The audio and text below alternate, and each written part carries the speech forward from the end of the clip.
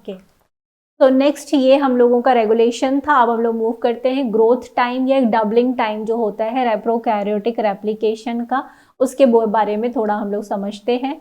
तो जब इस तरह के क्वेश्चन आए तो आप लोग को ध्यान में दो चीज़ें रखनी कि बैक्टीरियल रेप्लिकेशन में जीनोम साइज पता हो या तो दिया होगा या तो आपको एज्यूम कर सकते हैं।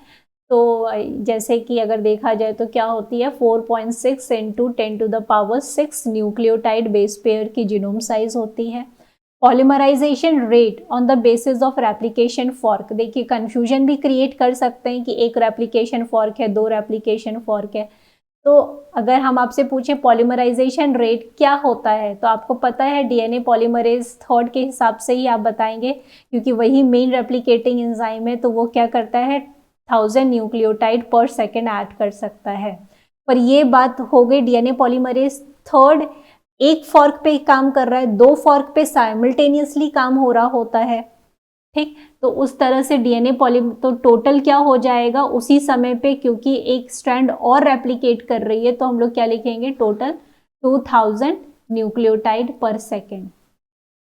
तो ये दोनों चीजें हैं, जो भी आपको सही लगे आप यूज कर सकते हैं। तो रेप्लिकेशन टाइम अगर हमें कैलकुलेट करना है तो हम genome size divided by polymerisation rate कर सकते हैं। तो अगर आप इसको करके देखना चाहें तो अभी अगर आप लोग करना चाहते हैं तो कर सकते हैं। तो रेप्लिकेशन टाइम जीनोम साइज क्या है 4.6 इंटू 10⁶। पॉलीमराइजेशन रेट क्या है 10⁻3।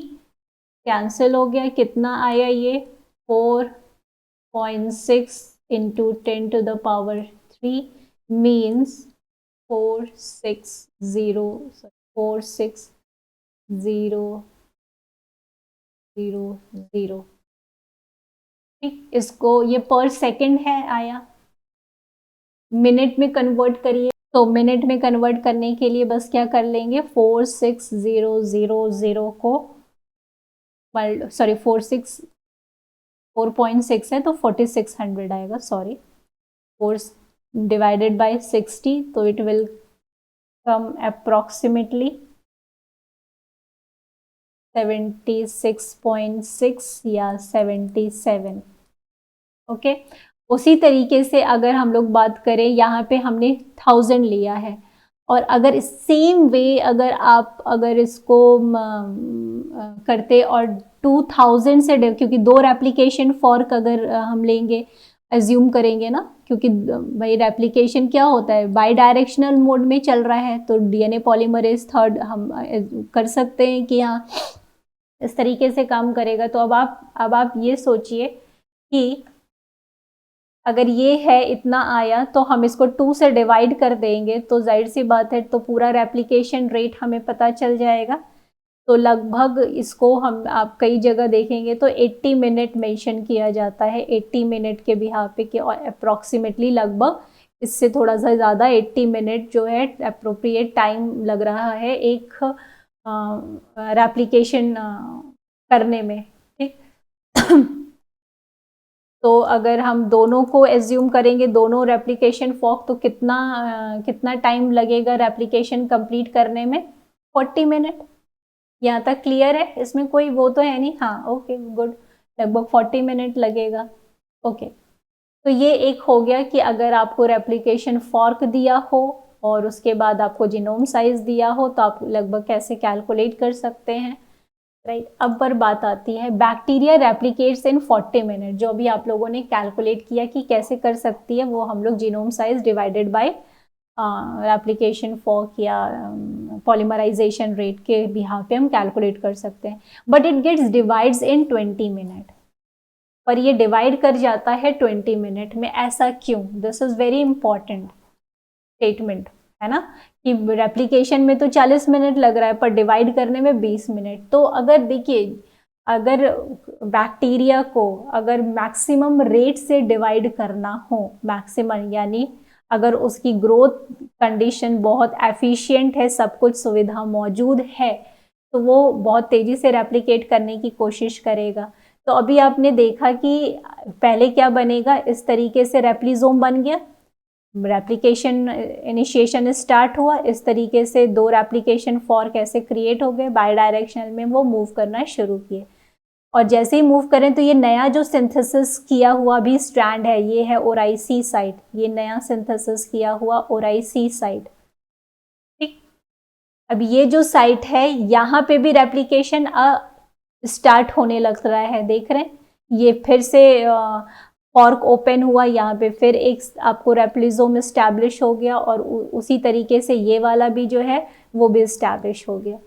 तो इन फास्ट ग्रोथ क्या हो रहा है कि अभी ये पूरा रेप्लिकेशन हुआ नहीं है, पर जो नया बना हुआ सिंथेसाइज हुआ स्ट्रैंड था वो उसने भी इनिशिएशन जो है या रेप्लिकेशन स्टार्ट कर दिया है। कंफ्यूज नहीं होना है, अभी हम लोग जो पढ़ के आए हैं वो हम लोग क्या पढ़ रहे थे कि जो सेम जीनोम है वहीं पर दोबारा से री इनिशिएशन ना हो जाए। यहाँ पे क्या हो रहा है, यहाँ पे दूसरा जो न्यूली सिंथेसाइज है वहाँ पे रेप्लिकेशन स्टार्ट हुआ है। ठीक है, इस वाले को थोड़ा सा टाइम लग सकता है करने में, पर अब आप ये सोचिए कि थोड़ी देर बाद क्या होगा, ये वाला जो रेप्लिसोम है, यानी ये जो ओल्ड है ना, पहले यही वाला हो रहा था, मैं इसको रेड कर दे रही हूँ, ये वाला जो है कुछ देर बाद क्या होगा, वो यहाँ तक आ जाएगा, यहाँ पर आ जाएगा, कुछ देर बाद ये यहाँ तक आ जाएगा। ठीक, और ये क्या होंगे, ये अपना रेप्लिकेशन कर रहे होंगे। ठीक, पर अब आप देख रहे हैं कि ये जिस स्पीड से अब रेप्लिकेशन, अभी ये पुराना हुआ नहीं है और ये तुरंत आपके 2-4 ये 4 आपके फिर से बन गए हैं, और अभी आप कैलकुलेट करके आए हैं कि 2 रेप्लिकेशन फॉर्क में आपको 40 मिनट लग रहे हैं। अब जैसे जितनी स्पीड से ये करेगा और फिर ये रेप्लिकेशन कंप्लीट होते जाएंगे, और ये कंप्लीट होके क्या होंगे, नए डॉटर सेल में एंटर करते जाएंगे, राइट, मतलब बैक्टीरिया जो है वो डिवाइड करता जाएगा, जो दूसरे डॉटर सेल बन रहे हैं, तो वो क्या होगा, डिवीजन कितने में अप्रूव हो जाएगा, 20 मिनट में। तो जो फर्स्ट राउंड ऑफ रेप्लिकेशन अभी कंप्लीट हुआ नहीं था कि second round of replication start हो गया है, और आप देख रहे हैं सेकेंड राउंड ऑफ रेप्लिकेशन इस तरीके से स्टार्ट हो गया है। और ये सेकेंड राउंड ऑफ रेप्लिकेशन क्या होगा, क्योंकि उतना ही स्पीड से ये स्टार्ट होते जाएंगे, और आपका जो टाइम पीरियड है, क्योंकि जो ओल्ड है भले ही उसको थोड़ा ज़्यादा टाइम लग रहा हो, पर जितने नए जो होते जाएंगे उनको क्या लगेगा, टाइम थोड़ा रिड्यूस होता जाएगा। तो अगर अभी हम आपको इसी पोजीशन में पूछें तो यहाँ पे कितने रेप्लिकेशन फॉर्क बन रहे थे, रेप्लिकेशन फॉर्क या रेप्लिजोम कितने बन रहे हैं, तो ये 1 2 3 4 5 6। ठीक है, तो अब आप खुद ही कैलकुलेट कर सकते हैं कि बच्चों जो आपने अभी 40 मिनट किया वो इन दोनों को देखकर किया कि ये दोनों जो हैं मिलकर लगभग 2000 न्यूक्लियोटाइड ऐड कर रहे हैं, 1000 ये। ठीक, और जब सेकेंड राउंड ऑफ रेप्लिकेशन जब स्टार्ट हो रहा है, सेकेंड राउंड ऑफ रेप्लिकेशन जब स्टार्ट हो रहा है तो आपको कितने मिल गए, 4 मिल गए, तो हो गया 20 मिनट, ऐसे भी समझ सकते हैं। अब आप लोगों को स्टेटमेंट में ये 40 मिनट बहुत ही अटेंटिव रहना है। अभी होता है कि हाँ एकदम क्लियर हो गया, पर थोड़ा ये ध्यान रखना है कि हर मतलब रेप्लिकेशन में ओराइसी साइट तो एक ही रहेगी। अब जैसे अगर आप देखें कि ये वाला है यहाँ पे, इसके पास तो यही एक ही ओराइसी साइट थी, जैसे यहाँ पे है ये वाला जो है ये एक ही ओराइसी साइट है इसके पास, फिर ये जब होगा तो 2 रेप्लिकेशन फॉर्क जनरेट कर रहा है ये एक। तो कहने का सेंस ये है कि हर के पास एक राउंड ऑफ रेप्लिकेशन जब हो रहा है तो एक ही ओराइसी साइट एक्टिवेट हो रही है ना, और एक ओराइसी साइट क्या कर रही है, 2 रेप्लिजोम बना रही है, एक ओराइसी साइट 2 रेप्लिजोम जनरेट कर रही है या रेप्लिकेशन फॉर्क जनरेट कर रही है।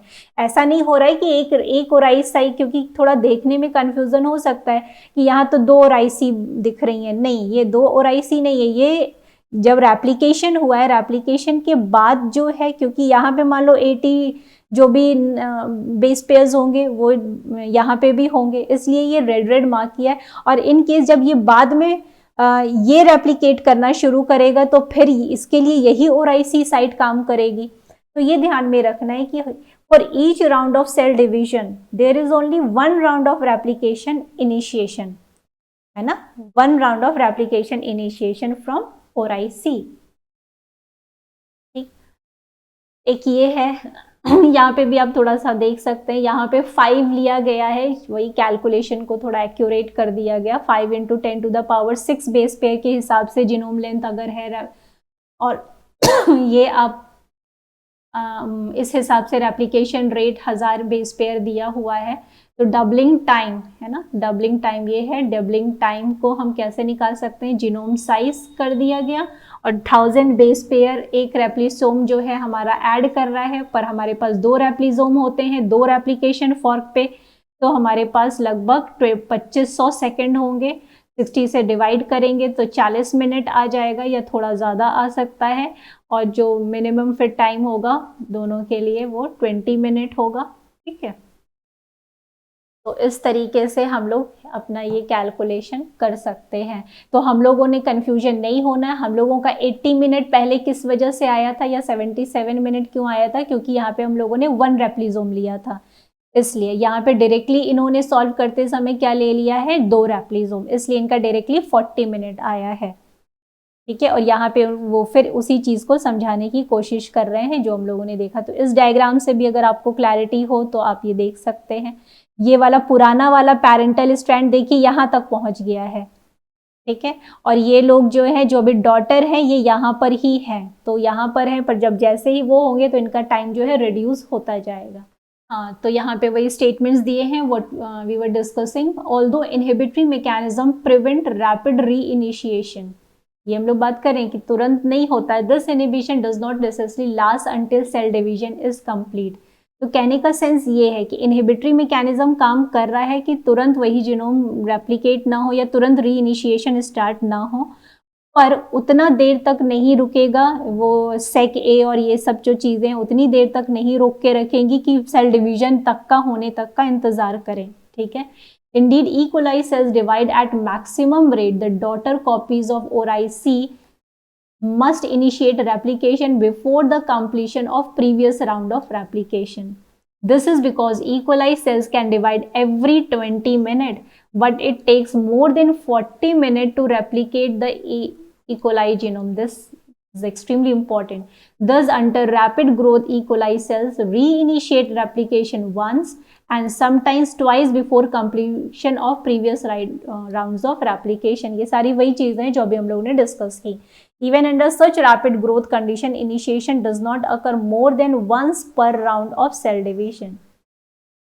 ये भी ध्यान में रखना। Thus, for each round of cell division, there is only 1 round of replication initiation from the ORIC side. एक ORIC साइड से तो भाई एक ही रेप्लिकेशन होगा। ठीक है, फिर जैसे जैसे डॉटर ORIC बनती जाएंगी वो तुरंत एक्टिवेट होके अपना काम शुरू कर देंगे। चलिए हम शुरू करते हैं। 40 minutes for a typical E. coli cell to completely replicate its chromosome. Yes, simultaneously ongoing replication 20 minutes of a first round of replication is completed before the cell divides. ये हम लोग पूरा डिस्कशन किया। What would be the generation time, तो generation time वही तो हुआ replication time, तो replication time of E coli 37 degree centigrade, मतलब फास्ट ग्रोइंग स्टेज है, बहुत तेजी से वो डिवाइड कर रहा है। तो कहने का सेंस क्या है कि वो उसका जो रेप्लिकेशन टाइम है जनरेशन टाइम होगा वो क्या होगा, 20 मिनट ही तो होगा, है ना। अभी हम लोगों ने जो डिस्कस किया कि 2 रेप्लिसोम बने, उसके बाद तुरंत जो है वो पेरेंटल जैसे डिवाइड कर रहा है, उसके बाद तुरंत डॉटर सेल का ORIC एक्टिवेट हो गया मीनवाइल, और जब वो स्पीडली जो कंप्लीट करेगा वो अपना किस में लिमिटेड, उसके 40 के आधे में ही कंप्लीट कर देगा 20 मिनट। तो जनरेशन टाइम क्या होगा 20 मिनट। इसमें तो सारा कुछ उसी में दिया ही हुआ है, तो बहुत अलग से कुछ नहीं लगाना। So in this question, in E. coli grown under rich condition, again the same fast condition, replication of entire genome takes about 40 minutes, yet it can divide every 20 minutes. This is so because why E. coli divides every 20 minutes? Equal transfer of genetic material occurs only in alternate round of cell division. तो ऐसा तो है नहीं कि हाँ हर बारी जब division हो रहा है तब इस तरीके से रिजल्ट हमें मिल रहा है 20 मिनट का, तो ये तो बात है नहीं, तो this is wrong. Next, a second round of genome replication begins before the completion of, ये स्टेटमेंट ही पूरा बताया गया है कि second round of genome replication तुरंत स्टार्ट होता है जैसे ही before the completion of first round of replication. पर और ध्यान में क्या रखना है, पर हर राउंड ऑफ रेप्लिकेशन का अपना खुद का OIC होता है, and by the time cell is ready to divide 2 copies of genome are available. ठीक है, तो बाकी आप देखना चाहें genome replication cell division are not coordinated, तो ऐसा तो कुछ है नहीं कि कोऑर्डिनेशन नहीं होगा तो सारी चीज़ें बेकार हो जाएंगी, रेगुलेशन इतना टाइट होता है। During cell division only one of the strands of the genome whose synthesis can be achieved in 20 minutes is transferred to the daughter cells। तो ये तो कॉन्सेप्ट ही नहीं है। Next, so in this question E. coli takes 40 minutes to duplicate its genome using bidirectional mode of replication is completed before the cell divides। If E. coli were to use unidirectional mode of replication to synthesize a full copy of DNA complementary to just one of the strand of the genome, it would take, ये तो हम लोग ने solve किया ही है, start ही इस चीज़ से हुई थी कि अगर हम लोग रेप्लिकेशन टाइम हमें करना है genome size plus genome size divided bye, बताइए, जीनोम साइज डिवाइडेड बाय रेप्लिजोम या रेप्लिकेशन फॉक। ठीक है, यहाँ पे एक और टर्म यूज़ कर लिया इन्होंने, बाई या यूनिडायरेक्शनल। तो इस तरीके से टर्म्स दिए जा सकते हैं और इनको ध्यान में रख के आप अपना कैलकुलेशन अचीव कर सकते हैं। जब हम लोग यूनिडायरेक्शनल करेंगे तो हम लोग 1000 न्यूक्लियोटाइड बेस पेयर के हिसाब से कैलकुलेट करते हैं, तो हमारा आता है 80 मिनट्स।